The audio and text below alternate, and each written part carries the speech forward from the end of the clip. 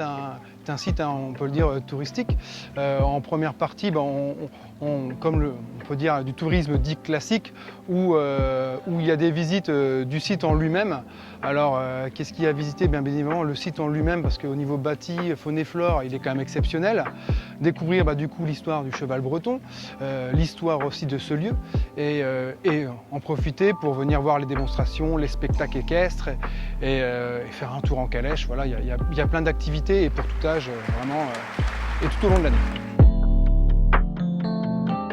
On a de plus en plus de séminaires, de demandes pour de séminaires, et on voit que dans les années à venir, ça va être quelque chose qu'on va développer parce que les entreprises cherchent des lieux assez atypiques avec une animation spécifique, et nous, on peut justement leur proposer un lieu vraiment atypique avec des conditions pour pouvoir travailler avec leurs équipes. Le Haras de Lamballe est connu pour ses concours équestres, avec sa qualité de carrière, et c'est vrai que tout au long de l'année on a des concours, et notamment au niveau du printemps où on a les concours les CSO, hein, les concours de saut d'obstacles sur les jeunes chevaux qui seront du coup les futures stars de demain.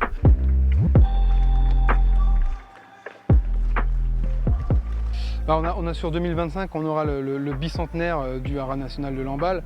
Donc là, on essaiera de faire bien évidemment quelque chose de spécifique, spécial, hein, pour fêter ça.